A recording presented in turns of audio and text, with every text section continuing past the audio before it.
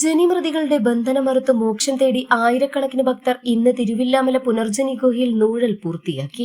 വൃശ്ചിക മാസത്തിലെ വെളുത്തപക്ഷ ഏകാദശി ദിനമായ ഇന്ന് പുലർച്ചെ വില്ലുവാദ്രിനാഥ ക്ഷേത്രത്തിൽ നിന്നുള്ള ചടങ്ങുകൾക്ക് ശേഷമാണ് പുനർജനി നൂഴൽ ആരംഭിച്ചത്.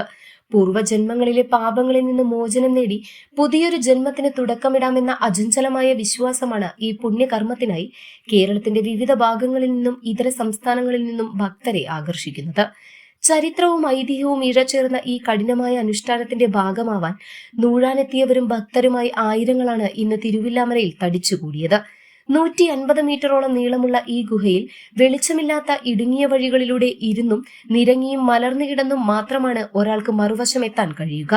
ഗുഹയിൽ നൂഴൽ ആരംഭിക്കുന്നതിന് മുൻപ് ഭക്തർ പാപനാശിനി തീർത്ഥത്തിൽ മുങ്ങിക്കുളിക്കുന്നതും ചടങ്ങിന്റെ അവിഭാജ്യ ഘടകമാണ്.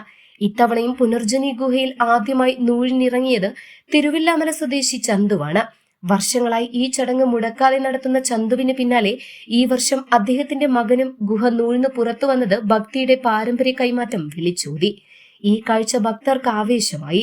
വിപുലമായ സുരക്ഷാ ക്രമീകരണങ്ങളാണ് ദേവസ്വം ബോർഡും പ്രാദേശിക സമിതികളും ചേർന്ന് ഇത്തവണയും ഒരുക്കിയത്.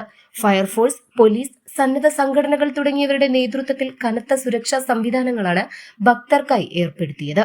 കൂടാതെ ഭക്തർക്ക് ആവശ്യമായ ഭക്ഷണവും ശുദ്ധമായ കുടിവെള്ളവും തടസ്സങ്ങളില്ലാതെ വിതരണം ചെയ്യുന്നതിനും ഈ സന്നദ്ധ സേവകർ രംഗത്ത് സജീവമായി. ഈ വർഷത്തെ പുനർജനി നൂഴൽ ചടങ്ങ് സുഗമമായും ഭക്തി നിർഭരമായും സമാപിച്ചു.